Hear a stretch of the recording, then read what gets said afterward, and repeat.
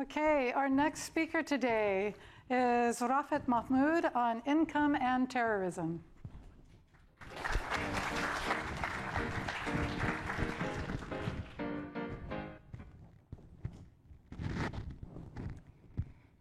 Okay, let me tell you about a charming couple of the 21st century.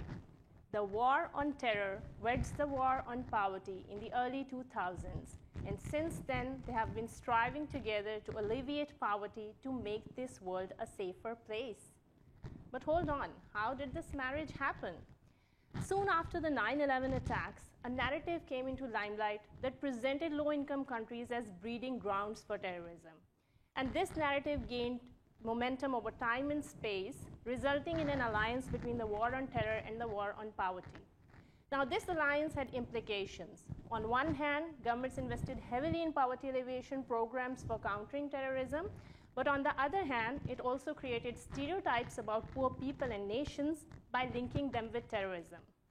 Developed nations started imagining poor countries as a collection of people with violent tendencies who are fighting over a few pennies with each other and are living in primitive conditions. So narratives have implications. But how well-grounded is this link between poverty and terrorism?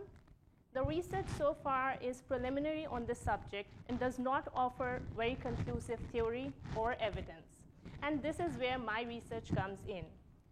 I begin by formalizing why income matters for terrorism. So when resources of a country increase, terrorists have a bigger cake to snatch and have more resources to mobilize recruits.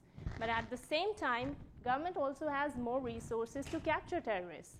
Also, opportunity cost of terrorism increases. If I can earn a lot in formal labor market, why invest my time in terrorism? Given these dynamics, the theoretical framework suggests that the relationship between income and terrorism is nonlinear. Next, I look data from 179 countries for around 3 decades and find that when income increases, terrorism increases. So contrary to popular belief, increasing income levels are not associated with decreasing levels of terrorism. My research suggests that instead of using poverty alleviation as a counterterrorism strategy, the policymakers may use counterterrorism strategies with poverty alleviation in order to address this heightened risk of terrorism. Next in my research, I would look at other determinants of terrorism to find the true drivers behind the phenomena, because unless we know about the drivers, we cannot design efficient counterterrorism policies. But for now, if someone next casually remarks in front of you, well, poverty breeds terrorism, you may tell them, research shows otherwise. Yes, help me bust the myth and break the stereotypes. Thank you.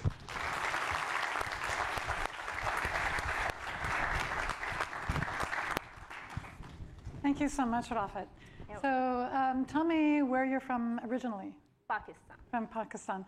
And you're a postdoctoral associate in econ. Yes. Where did you do your doctoral studies?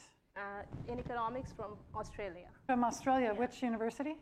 University of Western Australia. Uh-huh. Yeah, I did see that nut there, so I could recognize it. Uh-huh.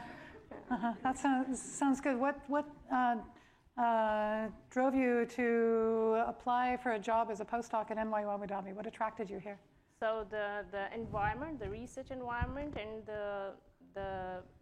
the fact that you don't have to work with it. So in econ, it's different than it is in natural sciences. You don't have to work with anyone. You are an independent researcher, and you can work on any topic that you like.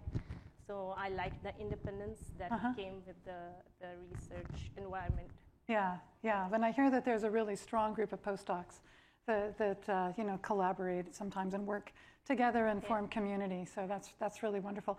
So what kind of factors do you think you're planning to look at in the future when you're looking at the relationship, or where were the causes of terrorism then?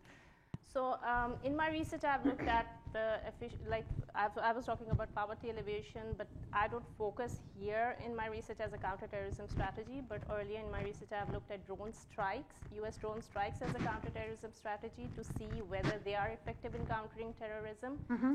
And unfortunately, I found that even they are not effective in countering terrorism. They are kind of counterproductive. They result in an increase in terrorism and extremism. So in future, I think I'll look at like the political systems, state fragility, and like these kind of factors that are thought to matter for terrorism, but we need further like deeper research to find whether they actually matter or not. Mm-hmm. So it sounds like your work is very interdisciplinary. I mean, you say, you know, we have postdoctoral associate in economics, but it sounds like you're more than a narrowly defined economist. Yeah. How do you think of yourself in terms of your own sort of academic profile? Yeah, so it's like I call myself a political economist. Okay. That's how I'll classify me. So my topics are from political science, and I try to apply methods from economics, so it's a combination. Fantastic. We have so much really amazing interdisciplinary work on this campus, and so here's a great example of it. So thank you very much. Thank you.